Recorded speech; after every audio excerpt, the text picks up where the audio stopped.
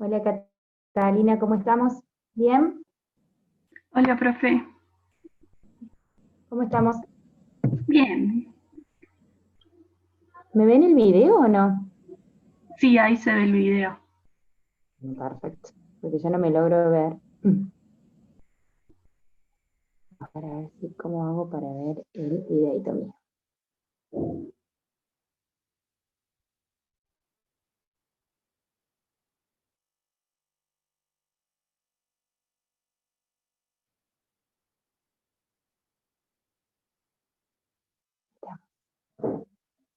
Ahí no veo. Bueno,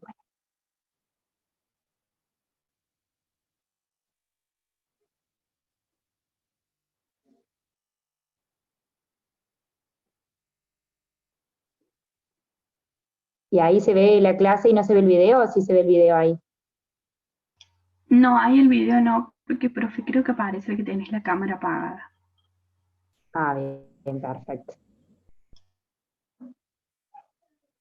Ah, y ahí sí.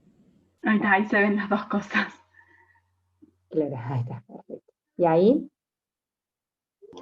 Sí, ahí te ves vos y la pantalla compartida. Bueno, de 10. Vamos a ir viendo quién se va sumando. Bien, buenísimo.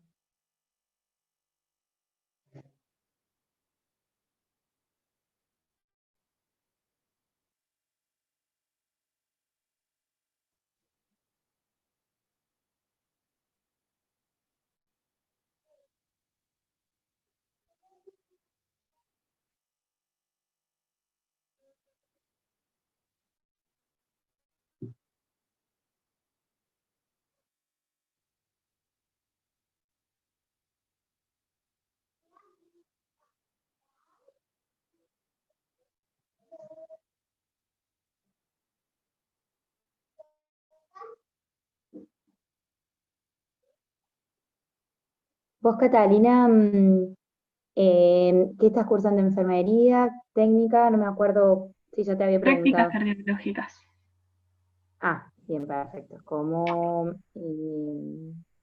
Karen, como Florencia Rocío también. Y Sí. alguien más, eran cuatro, ¿no? Eh, no sé quién más puede haber estado. Sofía. Sí, puede ser. ¿Y te gusta? ¿Estás contenta con el cursado? Sí, me gusta. Me gusta.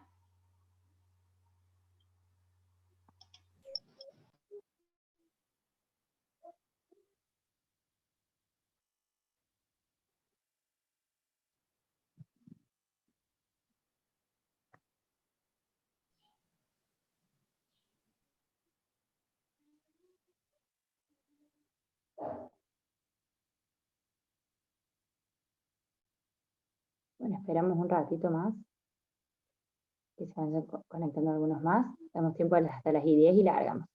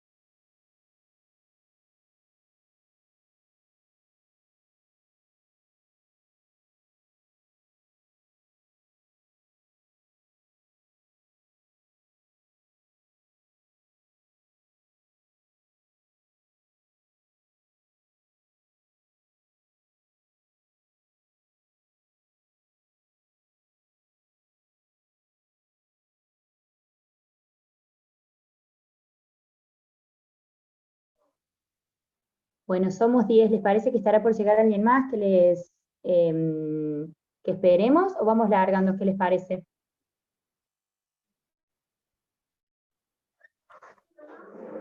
Hola, profe, como quiera.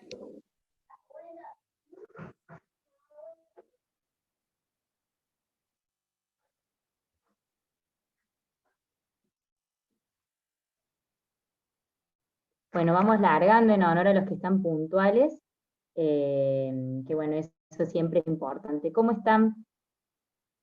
Habíamos dicho de recordar o traer a colación cuál es el análisis de una orina normal. ¿Alguien pudo averiguar cómo es un análisis de orina normal? ¿Qué características tiene?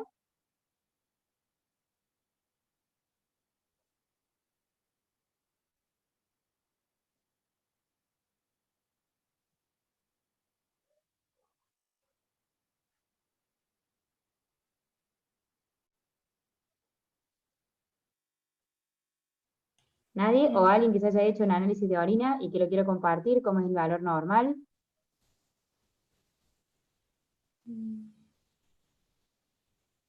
No, yo no busqué, pero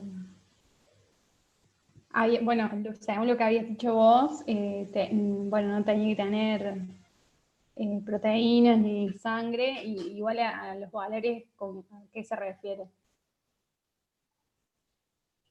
¿Cómo, Karen? A los valores, o sea, ¿con qué te referís, digamos? ¿Qué volumen normal? ¿Qué color tiene? ¿Qué pH? Y el pH, yo me hice un análisis no hace mucho, Sí, y, perfecto. y el análisis, el pH tiene que ser entre 5,5 y 7,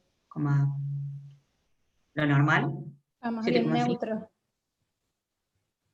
Bueno, es importante, por eso me gustaría que buscaran, porque bueno, eso es lo que vamos a discutir y nos va a servir discutir eso, a entender un poco por qué varía la orina, qué valores son normales y entender un poco la función del riñón en ese sentido. Entonces, bueno, pero perfecto, Flor, me encanta. Entonces, te veo ese pH, qué color tiene normalmente. Muy bien, Karen, lo que vos decías, que no tiene que tener glucosa, que no tiene que tener proteínas. Excelente. El color, cómo es, qué volumen, cuándo les va a llamar la atención de un paciente, más o menos, si no orina.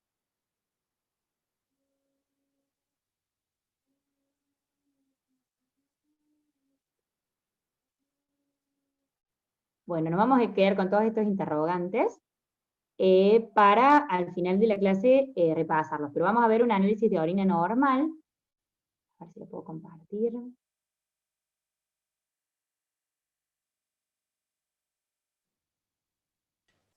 Justo ahí estaba buscando un análisis y bueno, ahí lo que hice solamente dice el color, aspecto, pH y densidad. Perfecto, ¿y lo tenés ahí el análisis? ¿Querés compartirlo o no? Sí, justo lo fui a buscar, Ahí lo dejo, pero yo dejo de compartir para que vos puedas compartir, ¿verdad?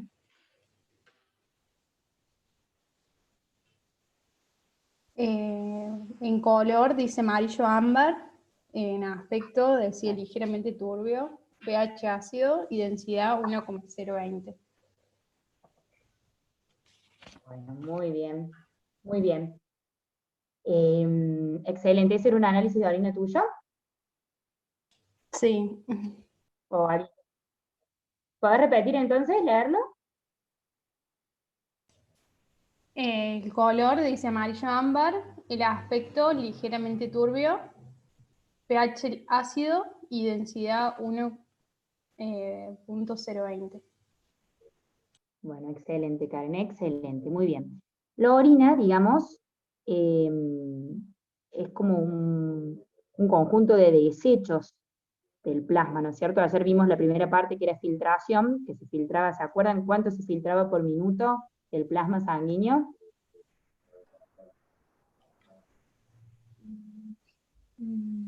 625 mililitros por minuto era. Eso, que eran como 180 litros por día, eso se filtra, se filtra, se filtra, pero nosotros solamente excretamos de 1 a 2 litros por día, que es el volumen normal de orina. el resto todo lo vamos a estar reabsorbiendo y excretando según las necesidades que tengamos. O sea, la orina es el producto de aquellos desechos que necesitamos excretar. Y eso va a ir variando de acuerdo a lo que nosotros necesitemos. Si estamos comiendo mucho ácido, vamos a tener una orina más ácida. Si estamos comiendo mucho más alcalino, vamos a excretar más alcalino. Es decir, no tiene un pH así tan estrecho como el de la sangre, que sabemos que el pH es de 7,35 a 7,48. El pH de la orina puede ir de 4 a 8, de acuerdo a lo que necesitemos excretar. Y el volumen también va a ser de acuerdo a lo que necesitemos excretar. Si estamos deshidratados, el volumen de orina va a ser lo mínimo indispensable, mientras que si necesitamos excretar más, porque estamos tomando un montón de agua, vamos a excretar más. Bueno, esperen un segundito. Entonces, con toda esta motivación vamos a empezar la clase. Ahí les comparto Perdón, profe. Ahí veía que del otro lado también seguía y dice cetona y hemoglobina.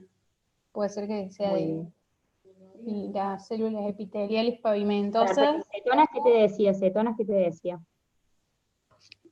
Contiene más, dice. Y en hemoglobina. Claro. Dice trazas y en células epiteliales pavimentosas algunas, leucocitos, y bueno, después dice hematíes y mucus. Bien, perfecto. Miren, muy bien, excelente que hayan traído a colación un análisis normal. Ahí les voy a compartir, lo normal es que nosotros no tengamos hemoglobina en la orina, que tengamos algunas células epiteliales, que no tengamos muchos glóbulos blancos en la orina, porque si tenemos muchos glóbulos blancos en la orina, ¿a alguien se le ocurre que puede estar pasando?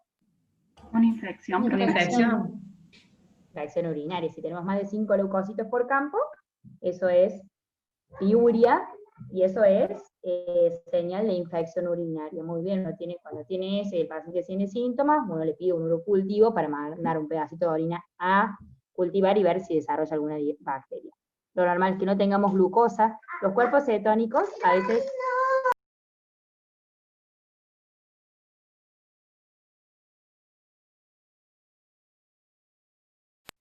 Ahí se me desacataron los niños que tienen que estar en su salita. Lo normal es que no tengan, entonces hemos dicho, glucosa, y los cuerpos cetónicos, ya vamos a ir entendiendo que los cuerpos cetónicos se dan cuando uno esté en ayuno.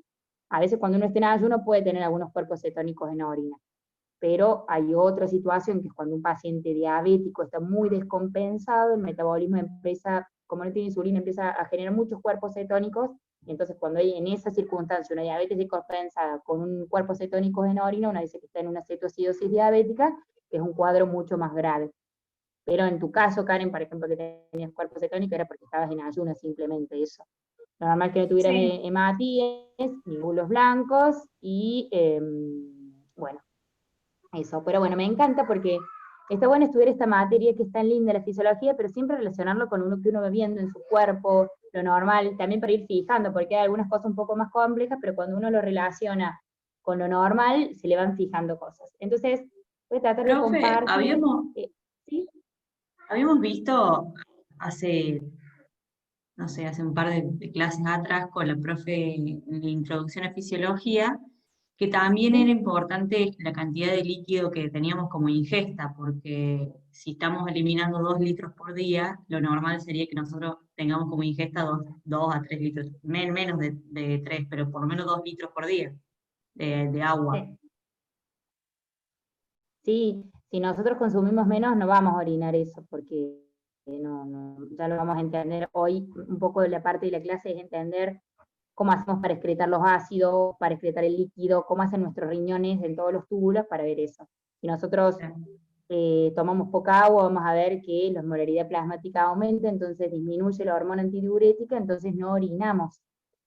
O sea, aumenta en realidad la hormona antidiurética, entonces no orinamos, vamos a orinar muy poquito, ¿sí? Si ingerimos poco líquido. Perfecto, Flor. Vamos a tratar de compartir, quiero compartir en mi presentación, está un análisis de orina normal.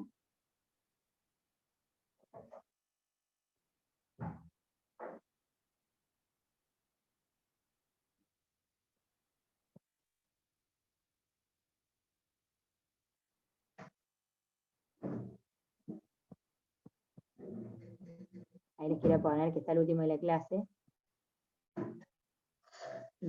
¿Alguien sabe cómo ir rápidamente al último de la clase?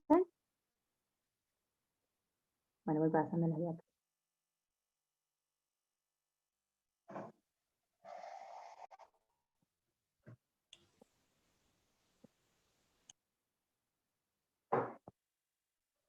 Ahí ya vamos llegando. Todo esto vamos a tratar de ver hoy. Miren, ahí está. El análisis de orina normal. El volumen obligatorio de diuresis, ¿qué les parece? ¿Qué será ese volumen obligatorio de diuresis? ¿Qué será?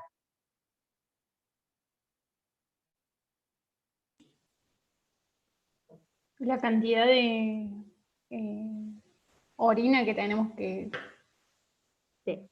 hacer. Sea que no tomemos agua, que tomemos agua, Claro. lo mínimo que tenemos que orinar. Excelente. ¿Sí? Es lo mínimo de lo mínimo. Cuando un paciente orina menos de 500 mililitros al día, que más o menos uno calcula como 0,5 mililitros kilo hora, estamos en oliguria, estamos en una situación nada buena, ¿sí? Hay que ver por qué sucede eso, ¿no? Bueno, entonces es el volumen obligatorio de diuresis. La característica de una orina normal es, lo normal es que orinemos de 1 a 2 litros en 24 horas, pero hay variaciones considerables, como lo que hablábamos recién con Flor, de acuerdo a la cantidad que tomamos de líquidos, si estamos deshidratados o demás. El color es amarillo ámbar, tal cual como lo leía Karen en su análisis, pero varía con la concentración de la orina y la dieta. El color se debe a el urocromo, que es un pigmento que viene de la bilirrubina, ¿sí? La orina concentrada es de color un poquito más oscuro, pero por ahí la dieta, si comemos remolacha o algo que nos dé color, vamos a ver que cambia el color, ¿no es cierto? Después, por ejemplo, los cálculos renales, como hablábamos ayer, que raspan el uréter, van a poder dar un poquito de hematuria, ¿sí? O que es hemorragia o hematuria, es glóbulos rojos en la orina, ¿sí? Pero no normal es que sea amarillo ámbar el color. Por ahí si uno ha tomado muy poco líquido, iba a ser concentrado y va a estar más oscuro. Pero a veces cuando el paciente está con una enfermedad biliar y tiene la bilirrubina muy alta, la orina la ve como el té, doc, estoy orinando oscuro, pero ¿cómo oscuro? ¿Como la Coca-Cola? Sí, como la Coca-Cola, eso es coluria, o sea, demasiada bilirrubina en la orina. ¿Alguna vez a alguien le pasó eso? No, profe, va por lo menos a mí no. Bueno, menos mal. Cuando uno tiene la bilirrubina alta, la orina cambia de color, cuando en realidad hay diferentes causas, pero bueno, la coluria es el color de orina como la Coca-Cola, ¿sí? Bien oscura. La turbiedad es clara cuando recién se ha escrito, pero si se va sedimentando puede ser, como leía Karen en su análisis, que decías vos, ligeramente turbia, ¿no es cierto? Sí. El olor es leve, pero vamos a ver que el olor característico de la orina es por el amoníaco, que vamos a intentar entender cómo hacemos para formar amoníaco, ¿sí? Y por ejemplo, la orina de los diabéticos tiene como una orina frutal, porque tiene estos cuerpos cetónicos que les decía por ahí, en orina demasiado. El pH, no sé por qué está desplazada una columna con la otra, ¿vieron? El pH varía entre 4,6 y 8, en promedio es 6, pero lo que hablábamos recién, sufre grandes variaciones con la dieta. Las dietas muy ricas en proteínas incrementan la acidez, las dietas vegetarianas aumentan la alquilinidad, porque son alimentos menos ácidos. Entonces, si yo como cosas menos ácidas, voy a obviamente excretar menos ácidos y hacer una orina más alcalina, ¿sí? Y la densidad es una relación entre el peso de una sustancia y el volumen del agua, y bueno, va a variar, ¿sí? Pero entre 1 a 1,035. Cuanto más concentrada es, más densa es. Bueno, muy bien. Al finalizar la clase volvemos a... Profe. ¿Sí?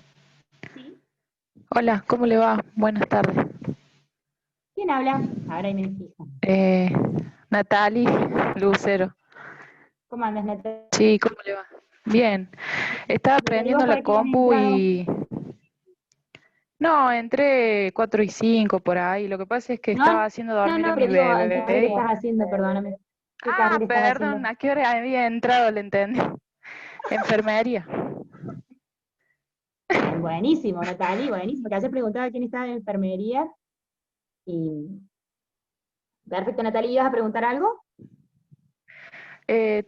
Yo tenía de una página que te decían todo lo de la orina, ¿Sí? y acá decía una palabra, bueno, unas cosas que no entiendo, que dice que no debe tener nitritos, no, sí está bien, nitritos ni bilirrubina. Bueno, eso es lo que usted había dicho. Sí. Si bien la presencia de pequeñas trazas de urobilinógeno es normal. Eso no Claro. sé qué. Bien, o sea, el urobilinógeno es este pigmento que sale de la bilirrubina. Trazas de urobilinógeno es normal, porque es en cierta forma lo que le da ese color amarillito a la orina.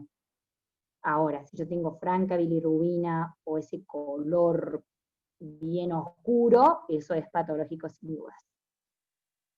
Eso es, Natalia. Ah, bien. ¿Eso te contestó lo que vos preguntabas o querías preguntar algo más? No, eso era. Gracias, profe. Perfecto.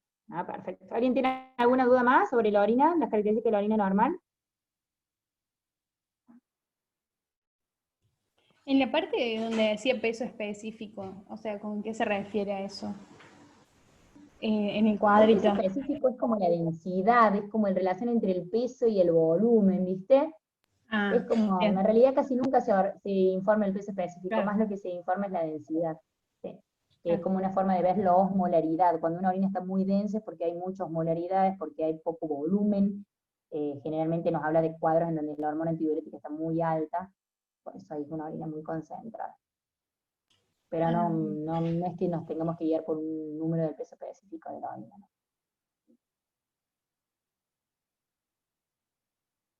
Bueno, retomamos la clase que habíamos iniciado ayer. ¿Quién se anima a decir algunas funciones del riñón? Así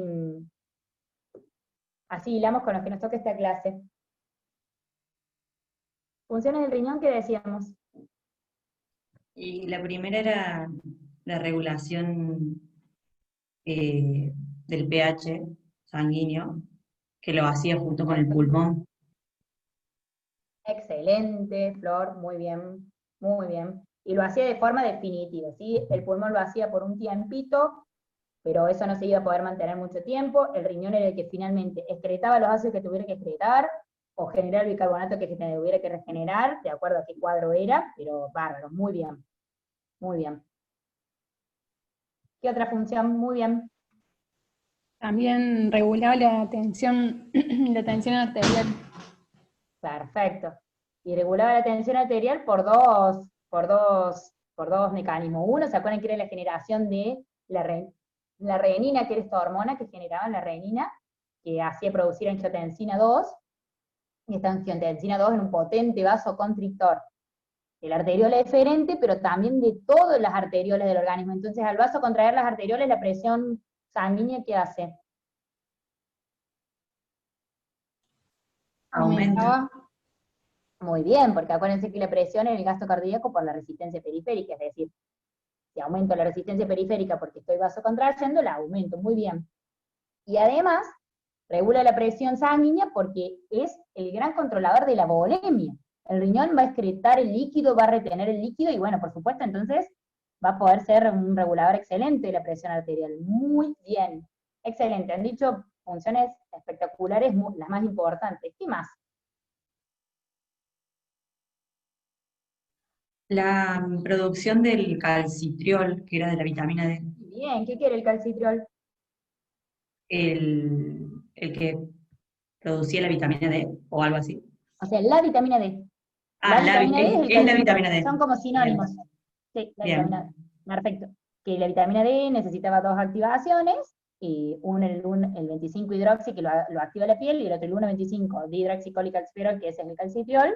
La vitamina D3 sería la activa el riñón. Excelente, muy bien. Entonces nos ayuda en el metabolismo del calcio. Muy bien, ¿qué otra función?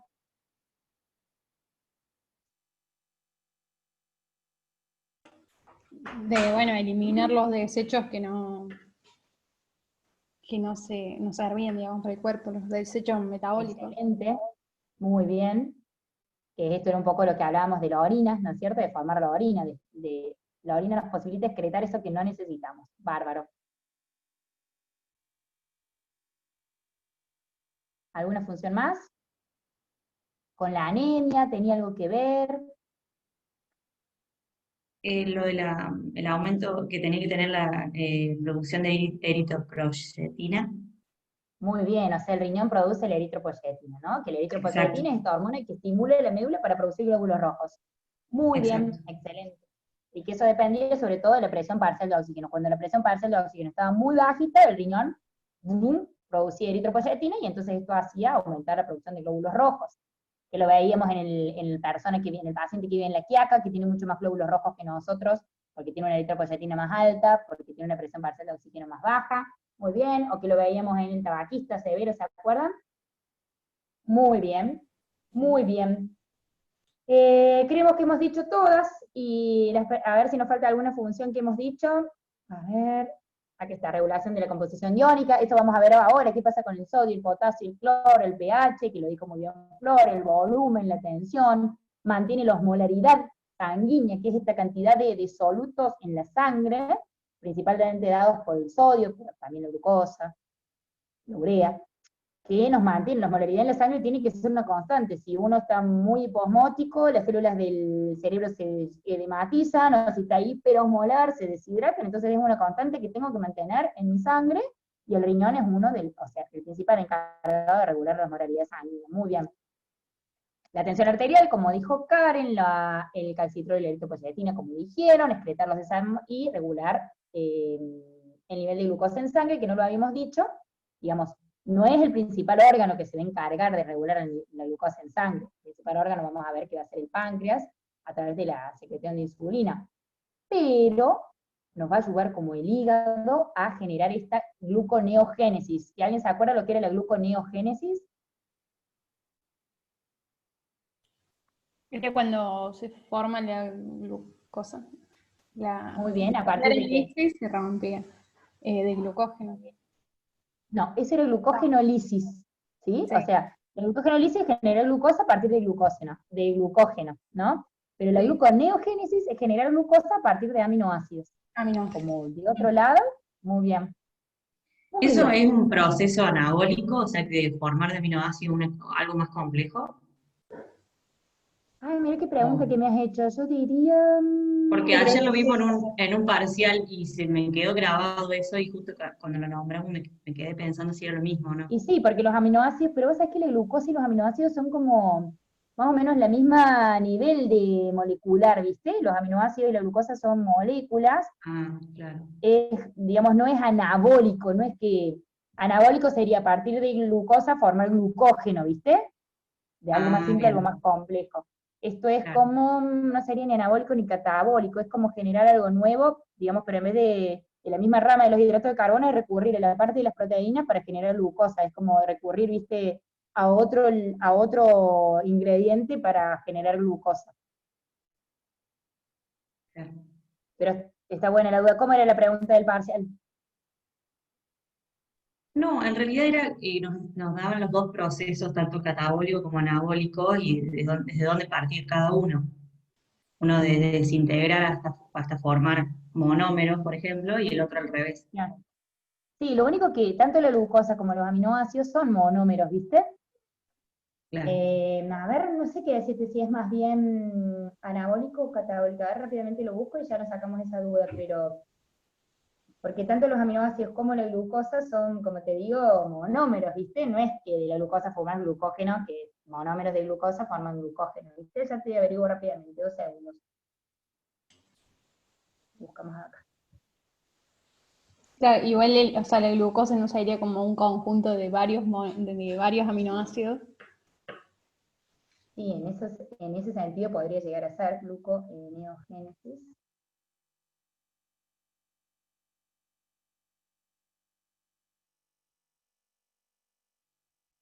Anabólica sería, ¿sí?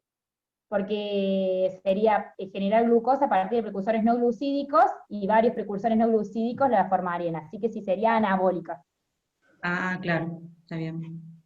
¿sí? ¿Alguien tiene algo que quiera aportar de esto? Que está bueno unir las diferentes materias, está bueno. ¿Alguien quiere aportar algo más de esto? No, profe. Bueno, muy bien. ¿Cuál era la unidad funcional del riñón? ¿Cómo se llama la unidad funcional del riñón? ¿Cómo se llamaba? La nefrona. La nefrona, No, profe. nefrona era la unidad funcional del riñón. ¿Y qué partes tenía una nefrona? A ver, ahí les comparto. ¿Qué partes tenía una nefrona?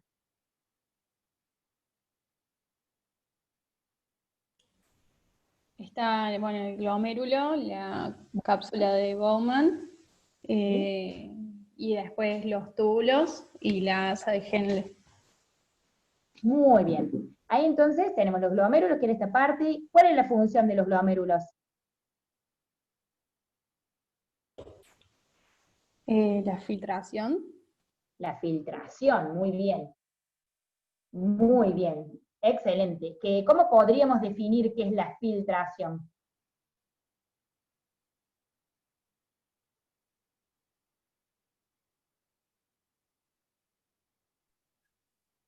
No era Como un que sería líquido.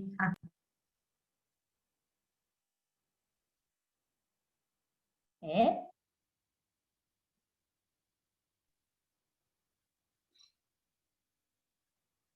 A ver, dos personas iban a hablar y no quedó ninguna. No, justo pensé que iba a hablar Romané, por Sí, eso la pero dejé que hablar ella. Habla habla tranquilo. vos, ay, no sé, no me sale. No, yo iba a decir que era como el primer paso de la producción de la orina, pero no sé. Muy bien. Claro, claro, sí, Perfecto. iba a decir algo parecido, pero bueno. O sea, la filtración es esto que hacen los glomérulos, que es pasar todo el plasma, ¿sí? Pasar todo el plasma al corpúsculo, ¿no? Es pasarlo todo. No hay problema, Sofi. Perfecto, ya, bienvenida. Ahí vamos. ¿Sí? Ese colador, eso es filtración, hace pasar todo el plasma por el riñón. Eso es filtración, ¿sí? Si tuviéramos que decirlo, la definición, diríamos, acá buscamos,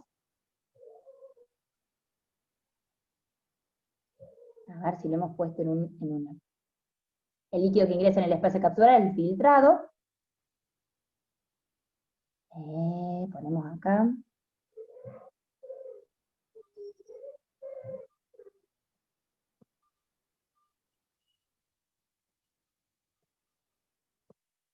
Creo que no se los puse ahí, pero digamos, sería el pasaje del plasma por el riñón. Eso es filtración, o sea, todo el plasma que pasa hacia la cápsula de Bowman, ¿sí? Podríamos decir así. ¿En dónde se realiza? Se realiza acá en el glomérulo. ¿Qué no pasa? ¿Qué no se filtra en el riñón? Las proteínas. Muy Y, bien. hay otra cosa más, pero no me acuerdo. ¿Alguien se acuerda?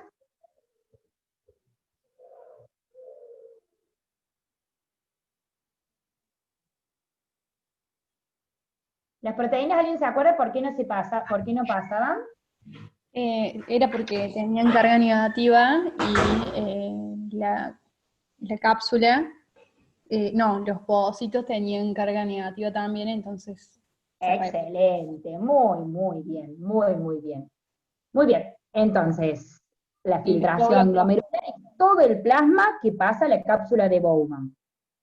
Todo, eso es altísimo lo que pasa. 125 mililitros de plasma por minuto pasan a la cápsula de Bowman.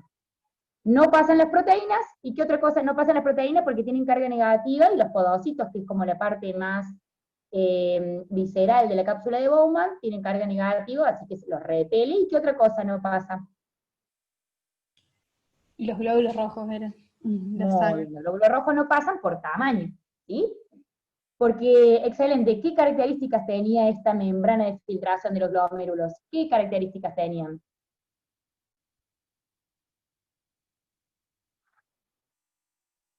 ¿Se acuerdan que era este dibujito? Que era un endotelio todo fenestrado, lleno de huequitos, ¿sí? Que estos huequitos eran menores a 7000 daltons, entonces pasaba todo lo más chiquito que es. Tenía una membrana basal y después tenía los podocitos que eran esa carga negativa. Muy bien. estos capilares nos permitían filtrar muchísimo, porque eran unos capilares de alta o de baja presión. ¿De alta, profe? Alta presión, ¿se acuerdan que miren la presión hidrostática en el glomérulo, 60 milímetros de mercurio? ¿Sí? Y eran esto que era especial, porque había dos arteriolas, y estos capilares entonces eran alta presión, porque no eran como en los capilares nuestros, que hay una arteriola, los capilares y la vénula. Acá hay una arteriola, capilares, glomerulares y arteriola, la aferente y la deferente. Entonces es un sistema de alta presión que posibilita filtrar mucho. O sea, tengo alta presión y además tengo un montón de huecos, entonces filtro, como un colador gigante. ¿Me van siguiendo hasta ahí? Sí, profe. Sí, profe. Miren cómo era en el capilar sistémico, ¿se acuerdan que la presión era más bajita, 32, y encima iba bajando, el extremo del lunar eran 15? Muy bien. Hoy vamos a entender qué pasa en la otra parte de la nefrona. Me vuelvo acá, para el dibujito de la nefrona. Avísenme si los mareo, ¿no? Miren lo que es este túbulo. Tenemos esta parte primero, que es el corpúsculo renal, donde están los glomérulos, y después vienen los túbulos, ¿sí? El túbulo contorneado proximal, después va a venir el asa de Henle, que tiene una parte delgadita y una parte gruesa, y después está el túbulo contorneado distal y los túbulos colectores. Hoy, en esta clase, vamos a ver qué pasa en estos túbulos.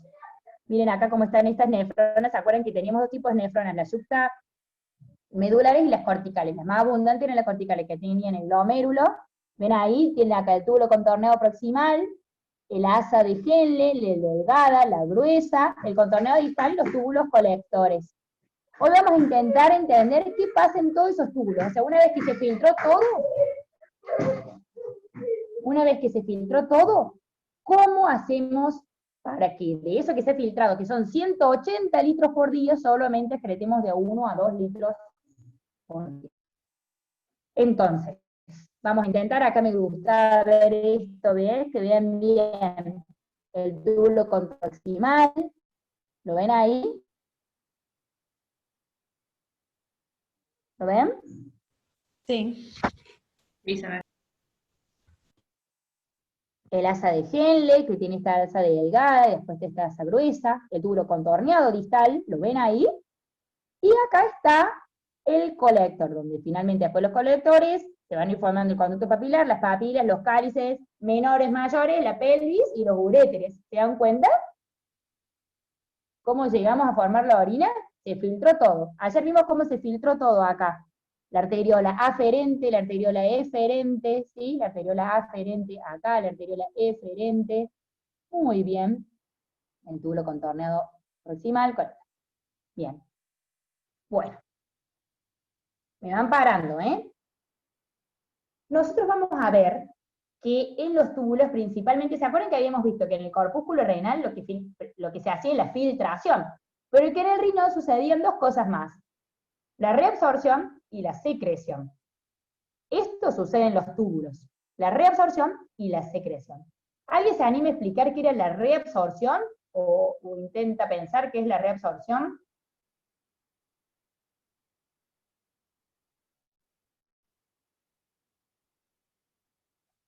A ver si vuelvo al dibujito que nos muestra. ¿Qué sería la reabsorción? La filtración hemos dicho, el pasaje del plasma a la cápsula de Bowman.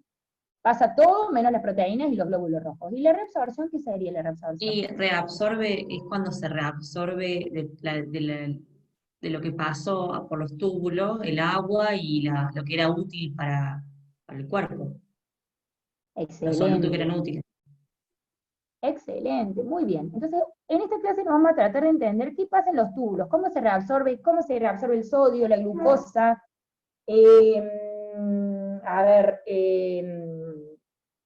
cómo se reabsorbe todo lo que necesitamos y cómo se excreta lo que necesitamos excretar. Miren qué lindo cómo este es un esquemita de la nefrona, ¿no?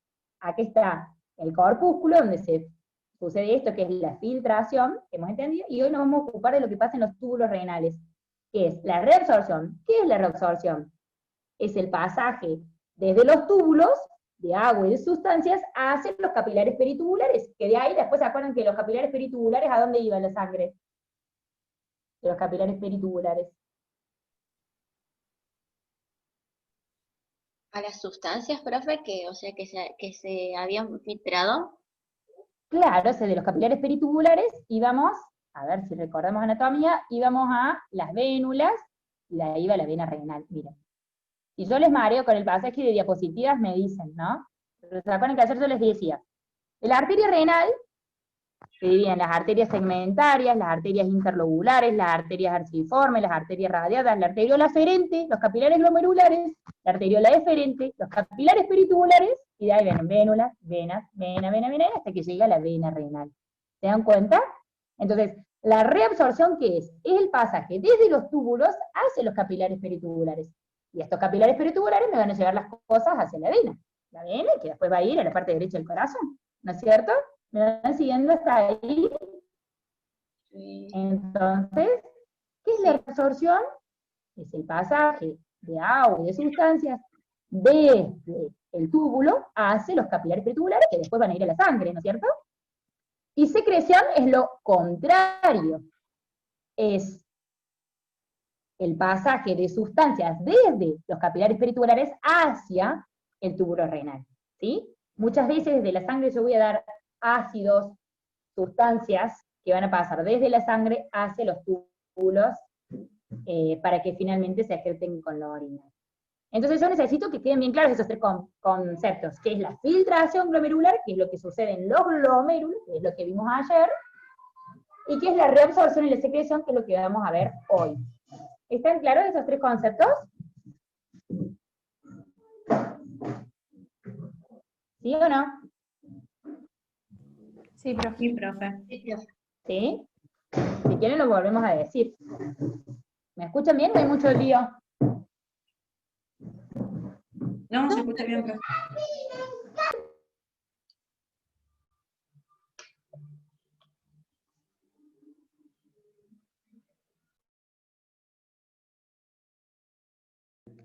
¿Me escuchan bien? Mari, voy a cambiar un segundito. Sí, profe, ahora sí. Entonces, ¿van bien? Bueno, miren, nosotros, Juan, ¿necesitaremos reabsorber mucho o no en los túbulos? ¿Qué le parece de acuerdo a lo que hemos visto ayer, de la cantidad que filtramos? ¿Reabsorberemos mucho de acuerdo a lo que se excreta por orina o no?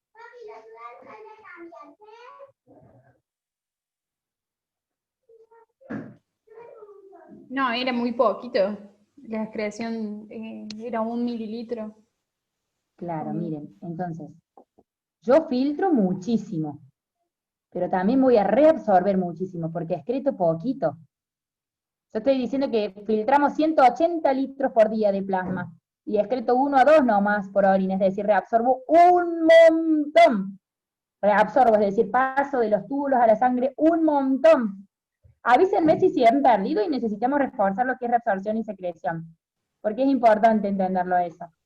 La reabsorción, profe, sería como lo que nos va a servir de nuevo, por así decirlo.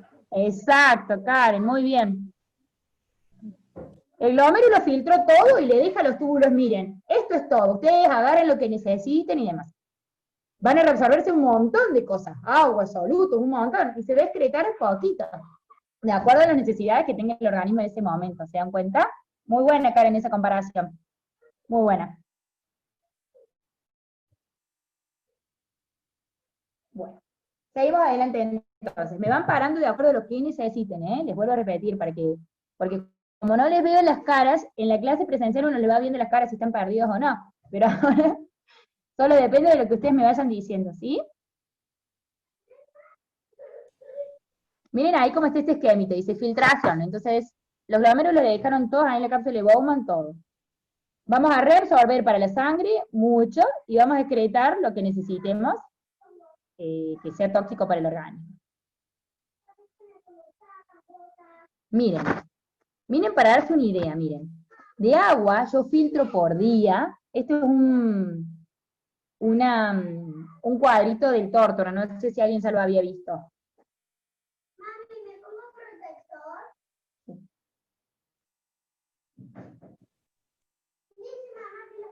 Perfecto, Juan.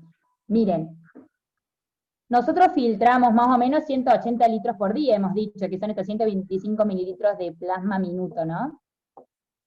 Y yo reabsorbo, o sea, vuelvo a la sangre de 178 a 178 y medio, porque por orina excreto un litro y medio a 2. De las proteínas, por ahí algunas proteínas pasan por la filtración, pero vamos a reabsorber, si se filtró algo, se va a reabsorber todo. Si se logró pasar algo. Lo normal, acuérdense, es que no pasen proteínas a la orina. Del sodio, se filtran 579 medio kilo de sodio por día y excreto 4 gramos. Imagínate la cantidad de cosas, ¿esto para qué se los doy?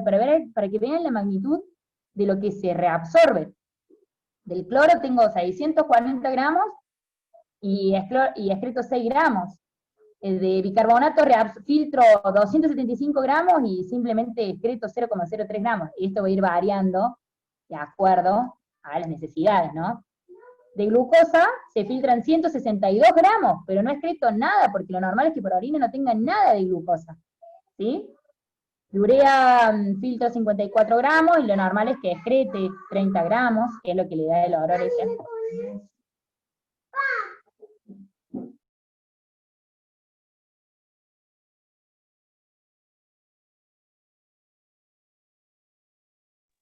Espérenme un segundito, chicos, 2 segundos, ya estoy con ustedes.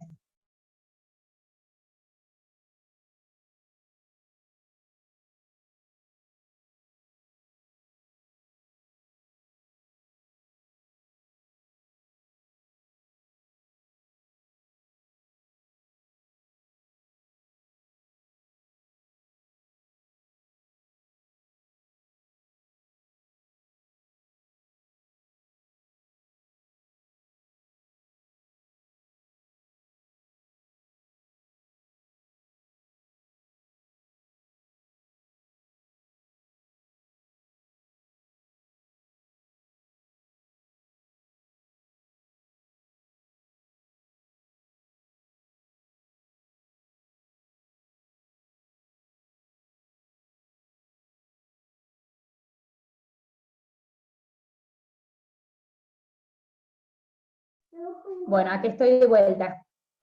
¿Están todos? ¿No se han ido? Sí, estamos, profe. Bueno, es de 10. Ahí organicé la tribu para que se vayan afuera.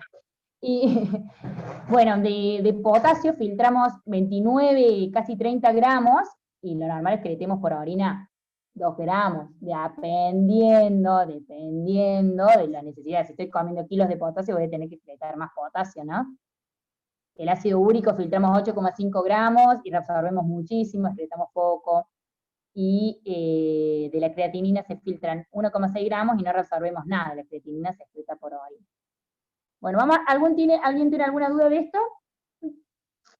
¿Por qué la urea es tan alta la excreción? Cuando dice se reabsorbe y después se secreta 30. Bien, porque la urea se filtra, se reabsorbe, pero también se secreta, ¿viste? De acuerdo a las necesidades del organismo, por ahí nosotros, pues, si ya tenemos un metabolismo con proteínas alto, necesitamos excretar más urea, ¿sí? Ah, bien. Porque la urea necesita, urea es tóxica para el organismo, digamos. Claro, por eso se secreta tanto. Sí. Sí, la urea alta en sangre es muy tóxica, genera hemorragia digestiva, confusión. No está bueno tener la urea alta, ¿no?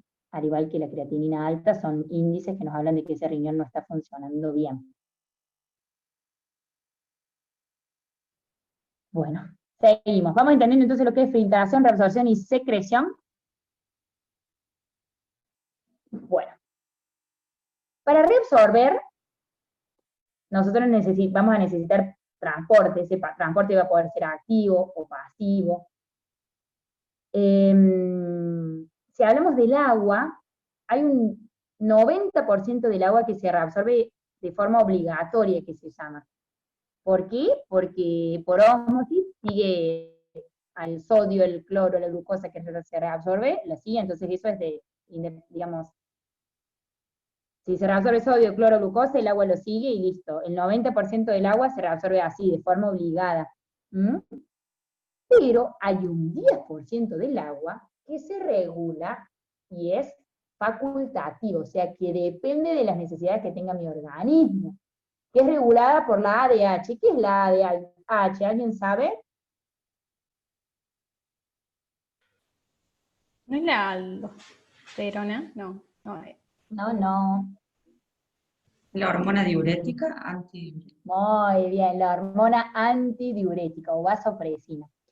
La antidiurética entonces es una hormona muy importante porque nos va a facilitar la reabsorción facultativa de agua, de acuerdo a lo que necesitemos. Si estoy deshidratado, voy a tener la antidiurética altísima, y vamos a entender por qué. Entonces no voy a orinar nada. Y esa hormona me permite, si yo tengo un desorden en esa hormona, por ejemplo, a veces sucede en cuadros neurológicos, cuando pacientes tienen ACVs en un sitio específico, ¿no es cierto? O después de cirugías, de neurocirugías, o pacientes orinan, se deshidratan, ¿pero por qué? Porque la hormona antidiurética está desregulada, ¿sí? Entonces, la reabsorción del agua, el 90% es obligatoria y un 10% se da facultativo, de acuerdo a las necesidades del organismo, y está dada por esta hormona que es la antidiurética. Cada transporte activo tiene un límite al que puede reabsorber, ¿sí? Eso se llama, ese límite que tiene un transporte, como es transporte activo, que satura en determinado momento si hay demasiado, se llama transporte máximo. Por ejemplo, el transporte máximo de glucosa, cuando la glucosa supere los 200 miligramos por mililitro, ¿alguien sabe cuál es el valor normal de la glucosa en sangre?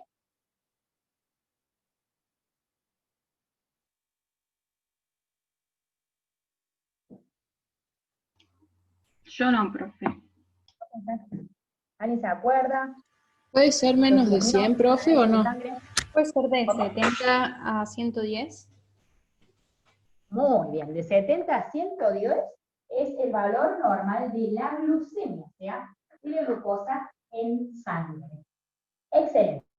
Si yo supero los 200 miligramos por mililitro, se va a filtrar toda esa glucosa, y cuando llegue al túbulo contorneo proximal, los túbulos van a poder reabsorber, pero si se saturan los transportadores de glucosa, esa glucosa va a aparecer en orina. Entonces voy a tener glucosuria, o sea, glucosa en orina, ¿sí? Y eso es totalmente anormal. Es uno de los signos de la diabetes, mellitus, de la diabetes. ¿Por qué era mellitus? Porque cuando la probaron a la orina era dulce. ¿Por qué era dulce la diabetes? ¿Por qué era dulce la orina? Porque tenía glucosa en la orina. Lo normal es que no haya glucosa, porque todo, el 100% se reabsorbe en los túbulos contorneos proximales. Pero si yo saturo este transporte máximo, aparece la glucosa en orina. ¿Lo sabían eso? No, profe. Por eso en la glucosa en la orina no tiene que haber ni una cruz. Sí, ni una cruz de glucosa. Ni una cruz, porque todo se tiene que reabsorber en el túbulo contorneo proximal. Ahora, si yo supere el transporte máximo, voy a tener glucosa en orina. La glucosa en orina es totalmente normal. Nunca tengo que tener glucosa en orina, salvo que tenga diabetes o haya superado el transporte máximo, ¿sí? ¿Dudas hasta ahí?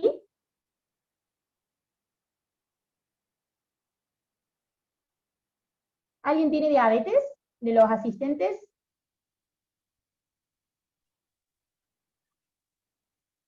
No, por lo menos yo.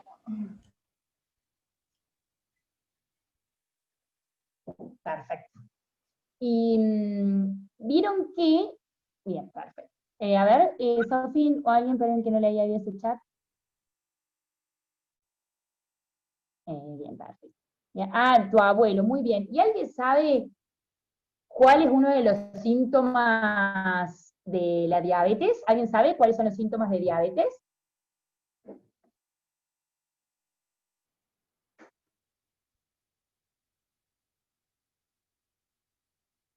Puede El ser que abuelo uno tuyo sea que... resequedad en la piel. Sí, Pesación lenta. se sienten mal. ¿Y qué pasa con la orina? ¿Orinan mucho, orinan poco? ¿Qué saben de eso? Orina un poco. Y mucho, ¿no? Bueno, miren, la pregunta es medio corta, miren. Cuando la diabetes está descompensada, cuando la diabetes está descompensada, tal cual, depende, mi pregunta era medio tramposa, pero bien. Cuando la diabetes está descompensada, la glucosa está muy alta en sangre.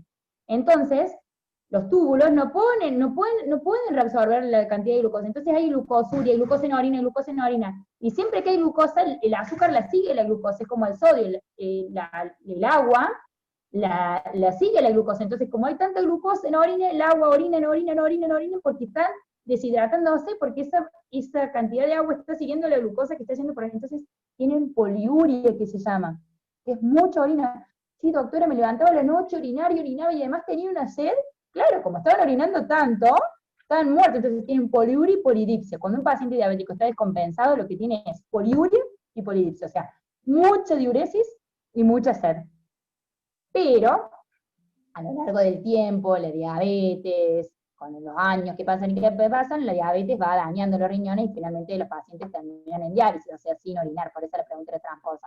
Pero cuando un paciente diabético está descompensado, lo que tiene es poliuria. Como tiene tanta glucosa en la orina, que no tendría que tener nada de glucosa en la orina, tiene tanta, el agua sigue la glucosa y orinan 2, 3, 4 litros por día y se deshidratan. ¿Entendieron eso que les expliqué? Sí, profe. Claro, igual yo, o sea, pensé que era el contrario, que orinan poco, porque por ejemplo también mi abuelo tiene y él, o sea, la doctora le dice que tiene que tomar mucha agua, pero Claro. bueno. ¿Pero Sí, pudiste entender, Karen, lo que expliqué de la poliuria? Sí, sí. Bien, perfecto.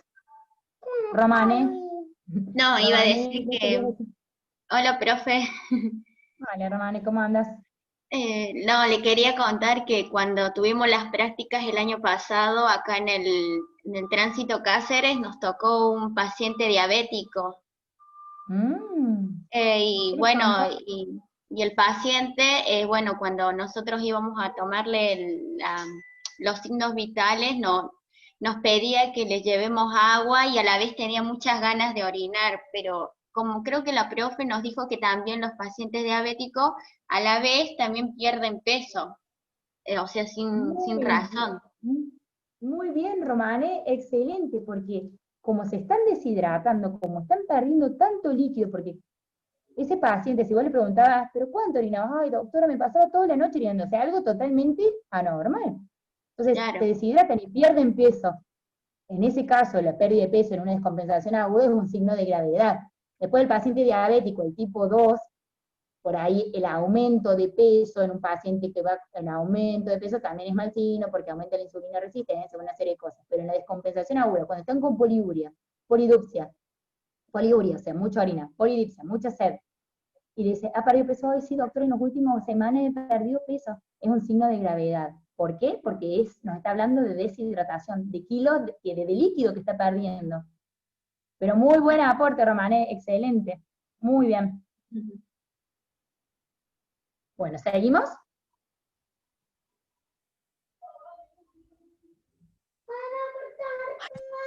Excelente, Juan. Sí, la orina tiene ese olor, como ese olor más bien.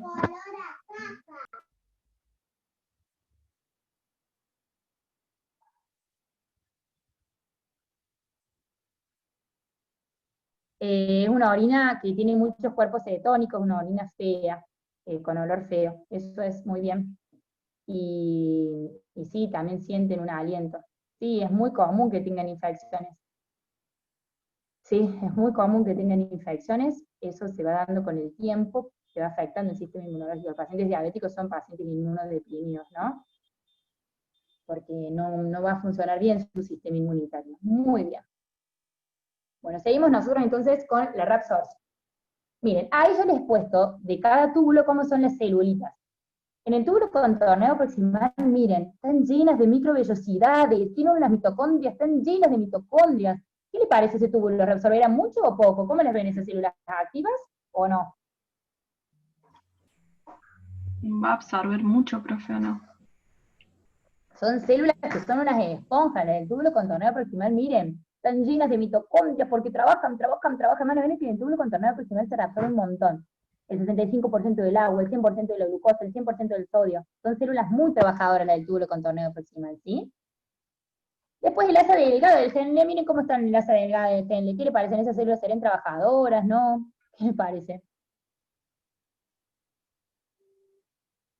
Tienen pocas mitocondrias, son chatitas. Esas células, la delgada, del asa de Henle, no absorben nada, solamente absorben el agua, que eso es importante. Y el asa gruesa empiezan a hacer de vuelta mitocondrias y tienen muchas vellosidades. El asa gruesa de Henle absorbe bastante sodio, cloro. Es impermeable al agua, pero absorben mucho del otro. Y después tenemos el túbulo contorneado distal, que también son trabajadoras, que ahí hay unos transportadores importantes, que ahí ya vamos a ver. Y después está la última parte, que es el colector, en donde tenemos dos células, las intercaladas y las principales, que una va a ser importante porque es donde va a actuar la hormona antidiurética, y otras van a actuar la aldosterona, que es otra hormona muy importante. No los quiero marear, pero me gusta este dibujito que justo salió en el Tórtora para que tengan como eso gráfico de cómo trabaja cada una de las células de cada túbulo. ¿Vamos hasta ahí?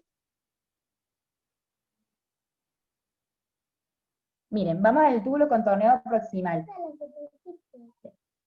Miren, en el túbulo proximal se reabsorbe el 65%. ¿De qué? Se absorbe el 65% del agua, el 65% del sodio, del cloro, ¿sí? La glucosa el 100%, los aminoácidos el 100%, siempre y cuando no se saturen los transportes máximos, como hablábamos recién. En un paciente diabético el túbulo va a reabsorber lo que puede y después el otro va a hacer que padezca glucosa en la orina. Vieron, miren, ahí en la luz del túbulo hay transportadores de sodio, que hay de sodio con glucosa, de sodio con aminoácidos, y esos hacen que pasen a la célula y después eso pasan a los capilares peritubulares, ¿sí? Hay un nuevo fármaco para la diabetes que inhibe este transportador, ¿sí? ¿Qué les parece? ¿Qué hará si uno orinarán más o menos estos pacientes en los que uno les da este fármaco que inhibe este transportador de sodio y glucosa? Menos. Bueno, es difícil pensarlo, pero miren, es un nuevo fármaco para la diabetes, que se llama Forxiga, es la marca comercial más conocida. Inhibo este transportador, entonces el paciente orina glucosa, orina sodio, y entonces hace mejorar el control metabólico, y es bastante diurético, porque como hace que orine sodio y glucosa, el paciente orina bastante. Pero no se preocupen si no lo logran entender, no hay problema. Bueno, vamos a ver ahí. Bueno, ¿qué tenemos que saber del túbulo contorneado proximal? La mayor parte de los solutos y del agua filtrada se reabsorben en el túbulo contorneado proximal, ¿sí? La mayoría de los procesos involucran el sodio. El sodio va a ayudar a absorber la glucosa, los aminoácidos, como les decía. ¿Qué absorbo ahí? El 100% de la glucosa y los aminoácidos se reabsorben en el túbulo contorneado proximal, el 80% de los iones bicarbonatos, el 65% del agua, del sodio y del potasio, el 50% del cloro, y una cantidad variable de calcio, magnesio y fosfatos. El 100%, como les digo, de la glucosa, los aminoácidos y de las vitaminas hidrosolubles se reabsorben en el túbulo contorneado proximal.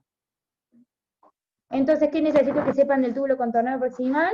Necesito que sepan que es una zona muy trabajadora de los túbulos, que ahí se reabsorbe el 100% de la glucosa y los aminoácidos, y el 65% del sodio y del agua, ¿sí? Del resto no se mareen.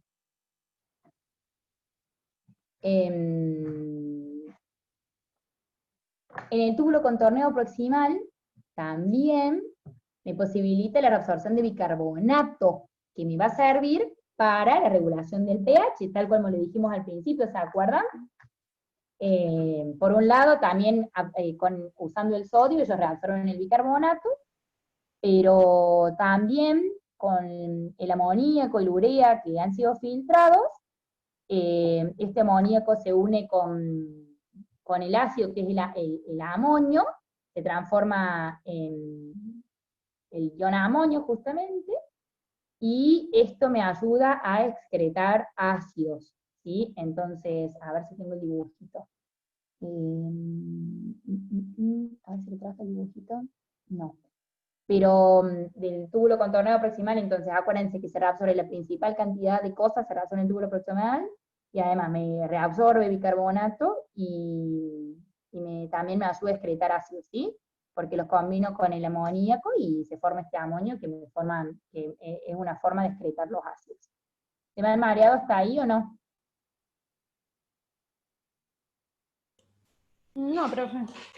Bien, ¿qué podríamos decir entonces del túbulo contornado proximal? Bueno, que ahí se reabsorbe el 100% de la glucosa y los aminoácidos. Y Perfecto. no me acuerdo el otro porcentaje. Sí, el 65%, pero bueno, que se reabsorbe gran cantidad de sodio, perfecto. Se reabsorbe bicarbonato y me ayuda a excretar los ácidos también. Ya tenemos a Paulina, que también está colaborando. Bueno, seguimos compartiendo. Sí, eso también. Bueno, ahí vamos a seguir compartiendo.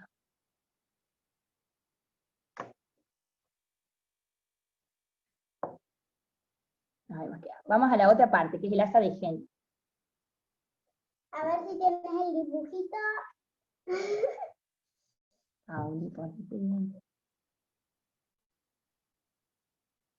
Sigamos, esperen, el túbulo contornado. No sé cómo hacer para pasar más rápido y no marearlos a ustedes acá también.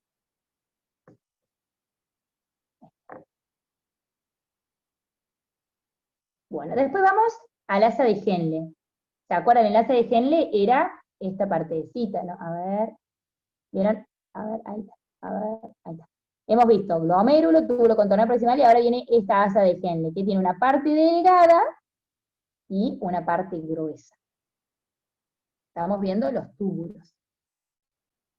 El asa delgada habíamos visto que son unas células poco trabajadoras, no se reabsorbe ningún soluto, pero sí es permeable al agua. El agua se reabsorbe allí. Y después tenemos el asa gruesa.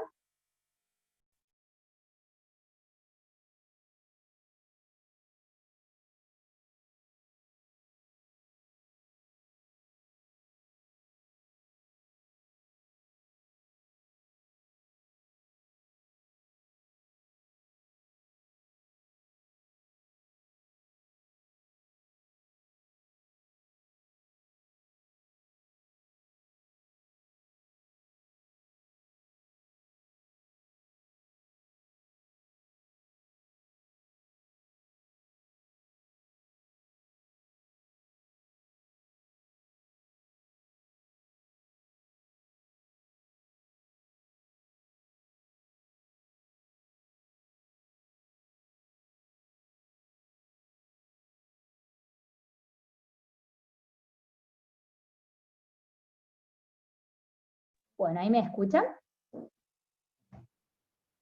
Sí, profe. ¿Perdido o vamos bien, chicos? Sí, va muy bien, ¿Vamos bien? El asa Gruesa, ¿no es cierto?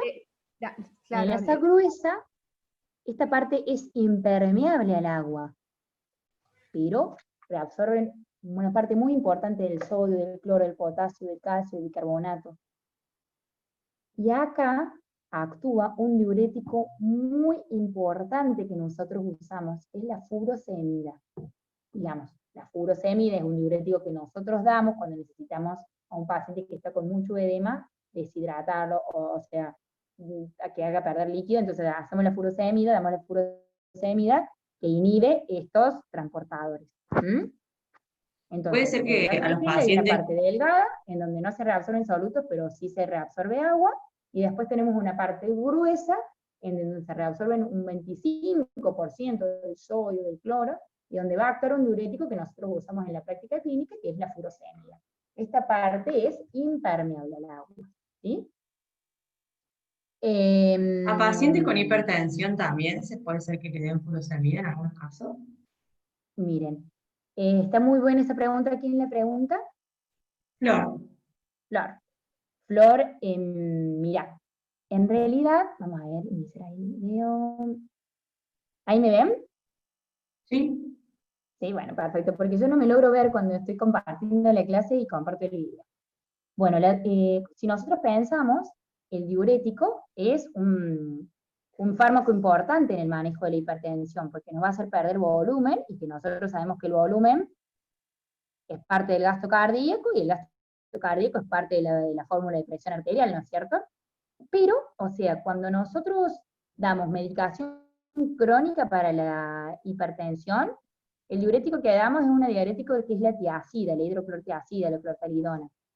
La furosemida no la damos como para manejo crónico de la hipertensión, la damos más para el momento del paciente que está con insuficiencia cardíaca, que está muy lleno de edemas, en ese momento damos el diurético, la furosemida, ¿sí? Claro. O sea, no la damos tanto para el manejo de hipertensión, salvo que venga con una crisis hipertensiva a la guardia, pero si no, no lo damos. Lo damos más para insuficiencia cardíaca, o pacientes que vienen con edema agudo de pulmón, o pacientes con insuficiencia hepática, que juntan mucho líquido en la panza, en las piernas, ¿viste? Ahí lo damos. Gracias, profe. Era un dato curioso que quería saber. No, pero todas las preguntas sirven un montón para eso, para aprender, Pauli, muy bien.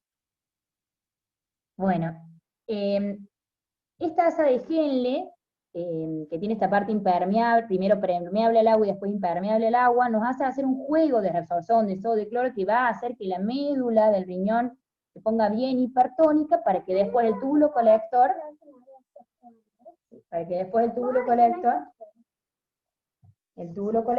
pueda usar la antidiurética según lo que necesite. No los quiero marear, pero hay un mecanismo que se llama de contracorriente, que es a través de esta parte delgada del asa de Henle y la gruesa, que es esta parte que es permeable al agua, la otra que es impermeable, van haciendo un juego para hacer a la médula del riñón bien osmótica, cosa que si después en el túbulo colector necesitamos antidiurética, pueda actuar. Bueno, ¿qué más le puedo decir a esta parte? Que en el asa, en el fina del Henle, que es la parte descendente, se reabsorbe el 15% del agua, ¿sí? Pero en el asa gruesa no se reabsorbe nada de agua, ¿sí? Ahí vemos este transportador muy importante, que es un sodio, un potasio, 2 cloros, que hacen que se reabsorba eso, ¿sí? Este es el cotransportador que inhibe la furosemida, que está ahí en el asa gruesa. ¿Lo ven? Entonces la furosemida es un diurético que usamos en la práctica, que ¿qué hace? Inhibe este cotransportador de la asa gruesa, y que hace que el paciente no reabsorba sodio, cloro y potasio, para que lo orine, y si orina eso, orina agua, y entonces el paciente se deshincha. ¿Sí? ¿Cómo estará el potasio de ese paciente que le doy mucho furosemida? ¿Cómo estará el potasio en sangre de ese paciente? A ver si alguien se anima a pensarlo.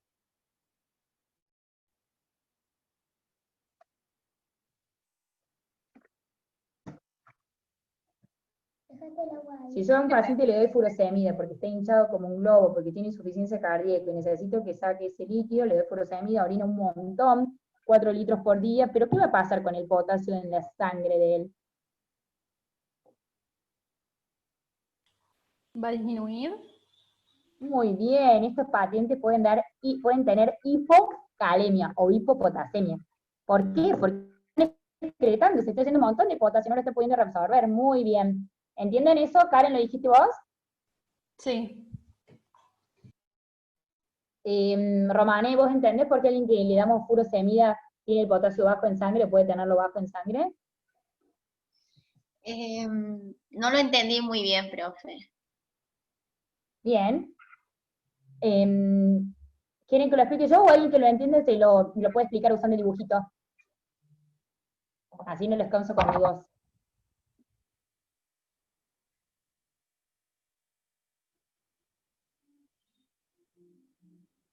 Miren, si yo doy furosemida, Romané, inhibo este transportador, ¿viste? El de sodio, potasio y 2 cloros. Entonces, si lo inhibo, ese paciente va a estar orinando sodio, potasio, 2 cloros, lo está orinando, y con eso orina un montón de agua y se va deshinchando, ¿sí? Si tiene indicado ese paciente 2 furosemidas cada 8 horas, vos vas a ver que cuando lo apliques, el paciente va a estar orinando un montón. Pero ojo, el médico va a tener que controlar cómo está ese potasio en sangre. ¿Por qué? Porque lo está orinando, no lo está absorbiendo. ¿Te das cuenta? Entonces el potasio de ese paciente en sangre puede estar bajito. El paciente puede estar con calambres, doctora, y sí. Excelente. ¿Lo entendiste ahí, Romané? Sí, ahora sí, profe. ¿Sí? Pero si no, lo podemos repetir de vuelta. Yo por qué quiero que vayan entendiendo esto para entender qué es la reabsorción, o sea, qué es el pasaje de que tengo filtrado que lo estoy pasando a la sangre. Si yo estoy inhibiendo eso, voy a estar inhibiéndolo y no lo voy a estar pasando a la sangre. ¿Sí?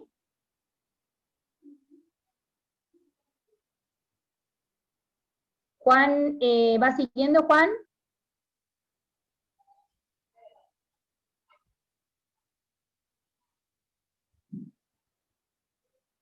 Bien, perfecto. Muy bien. Núñez, ¿cómo es el nombre de Núñez? Nicolás Núñez, ¿va siguiendo? Sí, profe. Bien. ¿Vos entraste para enfermería? No, hemoterapia. Ah, hemoterapia, Nico. Bueno, a ver, en hemoterapia, bueno, por ahí a un paciente cuando le transfundan muchas unidades de glóbulos rojos, ese paciente va a tener una sobrecarga de volumen. Entonces muchas veces a pacientes que tienen un poco de insuficiencia cardíaca, uno le pasa una unidad de glóbulos rojos, pero le vas a tener que acompañar furosemida para que orinen un poco y no se sobrecarguen con el volumen del glóbulo rojo, ¿sí? Claro. ¿Por qué la furosemida los va a orinar? Porque va a estar inhibiendo este contraportador que está en el asa gruesa de Henle y lo va a hacer orinar sodio, potasio y agua.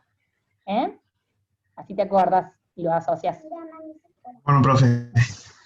¿Te parece, Nico? ¿Sí?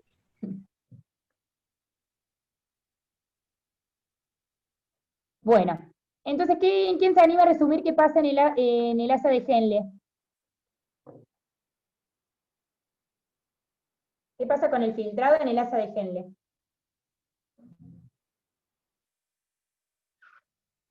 ¿Qué partes tiene? ¿Cómo hago?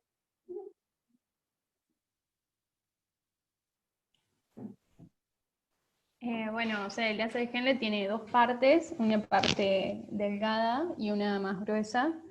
La parte delgada, o sea, va a ser permeable al agua, va a poder pasar.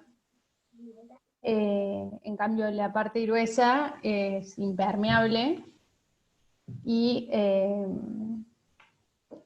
ahí, bueno, no sé cómo explicarlo, pero la furosemida es el antidiurético. No, ¿Sí? el diurético no es antidiurético. Diurético, excelente. Que es lo que hace que inhibe a todos los transportadores que Muy bien. ingresan. ¿Y qué pasa? Sí, excelente, Karen, muy bien. Muy bien. Vamos, bárbaro. Pauli. Bueno, y ahora vamos, ¿a qué parte del túbulo queda? Hemos visto glomérulo, túbulo con torneo proximal, asa de Henle. ¿Qué parte del túbulo nos toca ahora? El colector. Muy bien, el colector, el túbulo, perdón, antes del colector está el contorneado distal, ¿sí? Que es el TCD, el túbulo contorneado distal, ¿ves? Que es el otro contorneado, pero distal, ¿sí? Igual, profe, ¿por qué en la diapositiva anterior, cuando habla de la asa delgada y la asa más gruesa, solamente marca como una partecita y no todo lo que es finito? O sea, no es por nada en particular, digamos. Ahí que está como más... Ahí no entiendo bien la duda. Que dice ¿En asa esta de... diapo? Sí, en esa. O sea, la parte más gruesa y la más finita solamente está marcada una parte de la asa, no toda. Te entiendo, porque delgada sería toda esta hasta arriba, y lo que pasa que Claro. a nivel funcional, tenés la parte delgada, que es permeable al agua, ¿viste? Impermeable a los solutos, y la parte gruesa, que es la trabajadora. ¿Sí? Sí. Entonces... Claro, pero viste que está como más, no sé cómo explicarme, pero está más, como más amarillito marcado, como que ahí te muestra la parte delgada y en el de abajo está más amarillito la parte gruesa, que dice 25%. Claro, como que no. ¿Sabes lo que pasa? Que esa parte sería como el asa ascendente delgada, y como que es más parecida a la delgada que a la gruesa, entonces por eso, es como que uno la toma funcionalmente como si fuera la parte delgada, delgada descendente, ¿viste? Y sería delgada ascendente, pero para no hacer lío es como que no, es más parecida a la parte delgada descendente, entonces tendría que haberla pintado toda hasta la gruesa, ¿viste? Está. Era eso, ¿no? No sé si te logro explicar. Sí. Está bien. Mami, aprieta así la pantallita y mira qué dice. Muy bien, pero ahora sí. 2 segundos, chicos.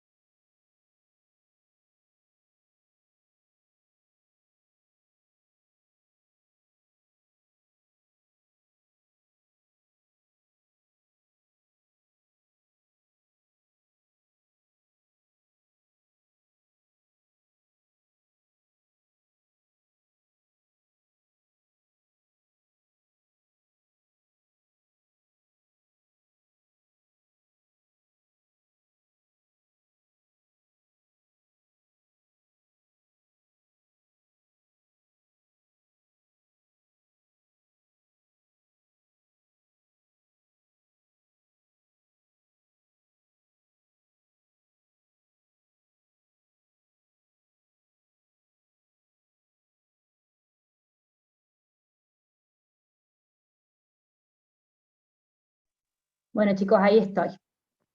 Entonces, en el asa de Henle tengo una parte delgada, que sobre todo absorbe agua, y en el asa gruesa, en donde trabajo un montón, y tengo este contraportador, que es el que inhibe la furosemida. Vamos al túbulo contorneado distal. En el túbulo contorneado distal habíamos visto que eran células bien trabajadoras también.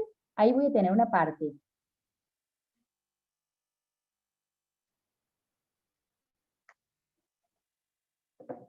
Estamos llegando al túbulo contorneado distal.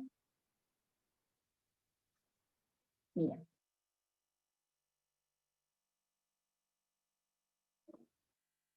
Como, miren, es medio un lito, pero miren, en la primera parte del túbulo contorneado distal, en la primera parte, tenemos este cotransportador de sodio y cloro, que es el que después va a inhibir,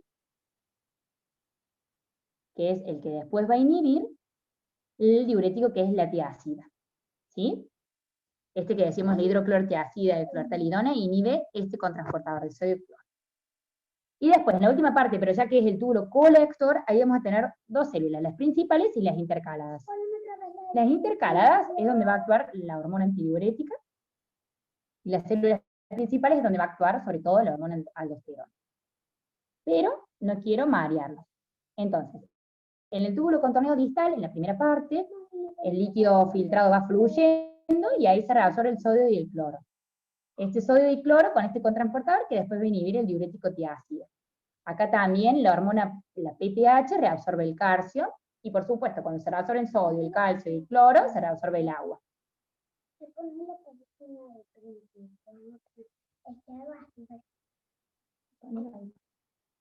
Bueno. Y después, en el túbulo colector, ahí va a actuar la hormona antidiurética, y la hormona aldosterona. La hormona aldosterona va a actuar en esta parte que es el túbulo colector. O sea, del contorneo distal, ¿qué tenemos que decir? No quiero que se mareen, acá dice inicial y terminal, pero acuérdense, el túbulo contorneo distal, tenemos reabsorción importante de sodio y cloro a través del cotransportador, que es el que después inhiben las tiácidas. Además se reabsorbe el calcio a través de la hormona paratiroidea. Y en el túbulo colector actúan 2 hormonas. La hormona aldosterona, que miren, la hormona aldosterona lo que hace es, con estos canales de sodio, reabsorbe sodio, y a cambio excreta potasio, ¿sí? La aldosterona. Entonces reabsorbe sodio y excreta potasio. Si yo doy una hormona, si yo doy un fármaco que inhiba la aldosterona, no voy a reabsorber el sodio, pero tampoco voy a excretar potasio. Entonces estos diuréticos se llaman ahorradores de potasio, si inhiben a la aldosterona. porque no solo son diuréticos, sino que me sirven que no excrete el potasio.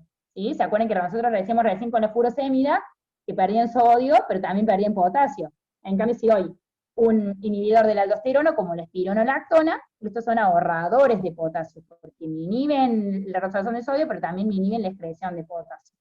¿Se me han mareado o siguen ahí, están más o menos en línea? Sí, profe, seguimos acá. Bueno, de 10. Excelente. Y la hormona antidiurética actúa también en este colector. Entonces en el colector tengo que recordar dos hormonas, la aldosterona, que me da posibilidad la reabsorción de sodio y la excreción de potasio, y por otra parte, la hormona antidiurética. La hormona antidiurética es una hormona que secreta la neurohipófisis, ¿sí? Sí, hay.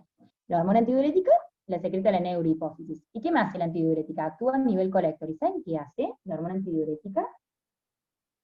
Pone canales en el túbulo colector que reabsorben agua, independiente del sodio, de la glucosa, del iconado. Es independiente, reabsorbe agua. Vieron que nosotros hemos dicho que el 90% del agua es una reabsorción como obligada, porque sigue el sodio, la glucosa. Acá en el colector, con el antidiurético, yo tengo una reabsorción facultativa de agua. ¿Se acuerdan que decimos, o sea, independiente? Yo pongo canales que reabsorben el agua y reabsorbo agua, y no orino nada. Por eso se llaman antidiuréticos, porque esto reabsorbo agua, entonces va a la sangre el agua, porque pongo canales que reabsorban el agua. ¿Cuándo se va a liberar antidiurética? A ver si alguien se anima a pensar, ¿cuándo voy a tener hormona antidiurética? ¿Cuándo voy a tener que liberar hormona antidiurética?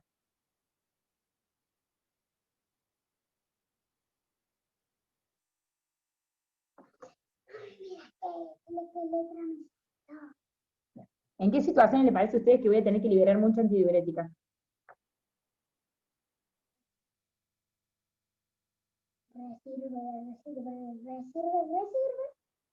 ¿Alguien se anima a pensar en qué situaciones libero antidiurética? Y cuando se para,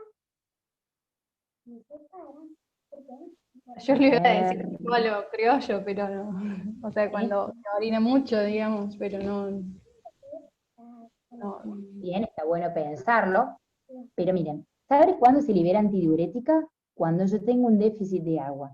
¿Cómo me doy cuenta que tengo un déficit de agua? Mírenlo ahí cuadrito.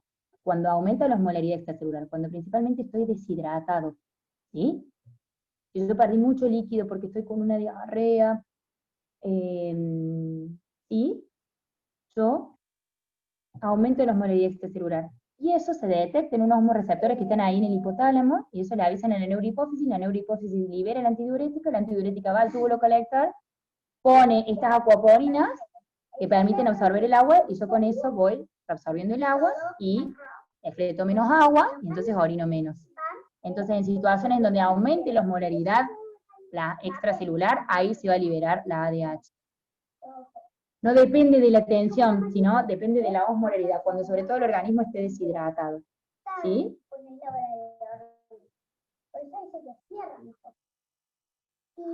¿Les ha quedado clara esa explicación que les di?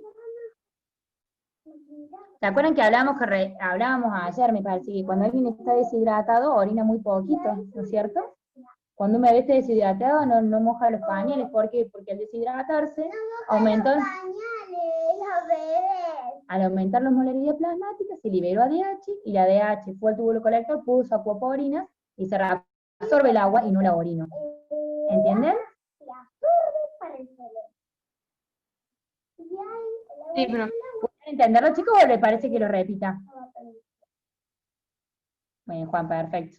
Yo lo entendí también. Romané, ¿pudiste entender lo de la hormona antidiurética? Sí, profe. ¿Natalie?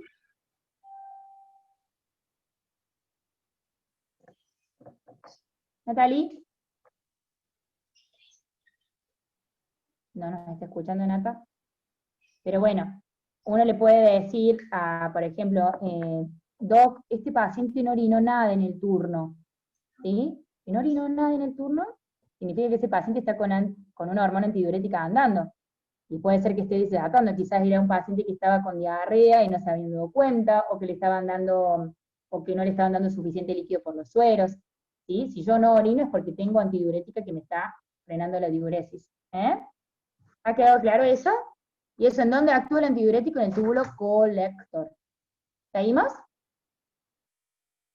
Para que yo pueda tener antidiurético y formar una orina concentrada, tiene que haber habido un juego de iones, que es esto de, pero no quiero, no hace falta que lo pongan, que es este sistema que se llama de contracorriente, que me permite concentrar la médula del riñón para que la hormona antidiurética pueda poner estas acuapolinas, porque si yo pongo la acuapolina pero no tengo una médula concentrada, el agua no va a reabsorberse, pero no los quiero mal, con eso es demasiado elevado. Y miren, ayer no sé quién me preguntaba del péptido natriurético atrial. ¿Se acuerdan que me preguntaron el péptido natriurético auricular? Creo que fue Juan.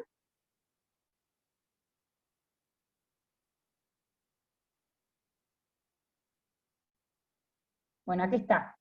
Entonces hay 4 hormonas importantes, ¿no es cierto?, en todo lo que es la regulación de la tensión arterial, la regulación del sodio, la regulación del agua. Sí, perfecto, Juan. La renina, angiotensina, aldosterona. Con la aldosterona retengo sodio, ¿sí?, y excreto potasio. Con la antidiurética retengo agua. El péptido natriurético atrial inhibe la absorción de agua y electrolítico cuando estoy muy hipervolémico, y la paratiroidea permite la reabsorción de calcio, y el calcio reabsorbe agua. Aquí están puestas las hormonas, no los quiero marear. Y acá está un resumito, que esto es muy del tórtora, en donde dice qué pasa en el túbulo contorneo proximal. Entonces absorbe el 65% del agua, pero a través de ósmosis, el 65% del sodio, el 100% de la glucosa, el 100% de los aminoácidos.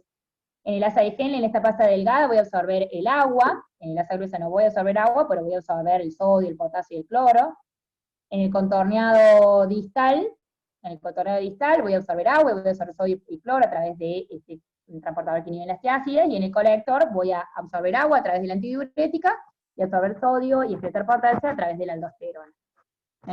Es como un resumito, en el tórtora está en castellano, está re lindo.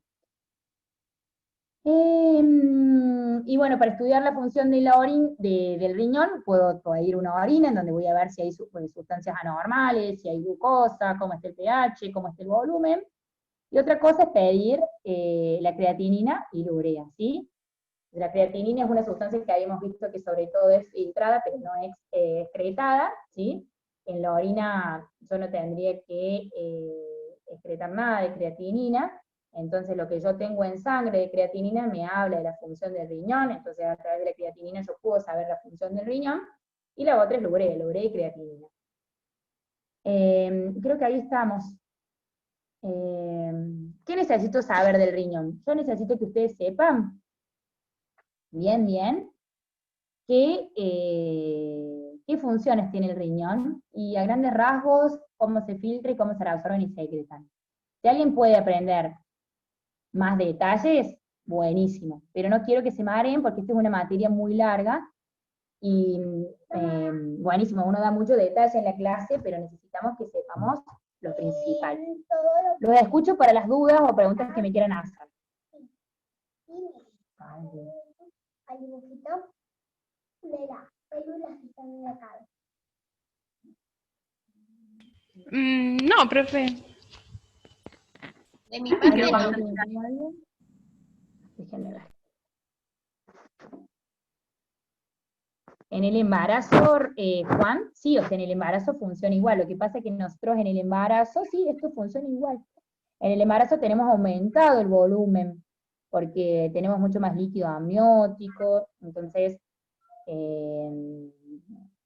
muchas veces la paciente embarazada orina un poco más, pero esto se mantiene igual en el embarazo. ¿O por qué preguntaba Juan? Ah, en el bebé. El riñoncito del bebé, lo que pasa es que el riñoncito sí va funcionando el riñoncito del bebé. Sí, igual va funcionando. Sí.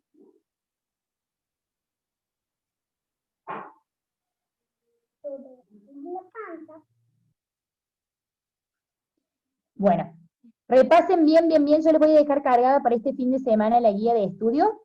Así el jueves que viene hacemos la corrección de la guía y nos ponemos a repasar conceptos, ¿sí? Bueno, profe. Bueno, profe, gracias. Bueno, ¿no tienen dudas o se perdieron mucho? No, por ahí la última parte, un poquito más complicada, pero... Pero quédense con lo general, ¿eh? No sé, o sea, yo pongo los detalles en la clase porque siempre hay alguno que le gusta más los detalles, pero necesitamos lo general, saber las funciones, cómo actúa en líneas generales el riñón, cómo hace para regular el pH, cómo hace, en líneas generales. Si alguien se puede acordar algunos detalles más, buenísimo. Pero en el momento del examen uno les va a pedir generalidades, a ver cómo explicarías cómo funciona el riñón, qué funciones tiene, cómo hacemos para orinar 1 litro, pero si filtramos 180. Eso es, en líneas, necesitamos lo general, saber lo general. ¿Eh? Bien, bueno. Bueno, yo voy a tratar de subirles ahora mismo ya, si tienen la guía de estudio, así la pueden hacer durante la semana y el jueves que viene nos reencontramos con las dudas. ¿Eh? Dale, Bueno, profe. gracias. Buen fin de. Adiós. Chao. Chao, profe, buen fin de. Gracias, igual.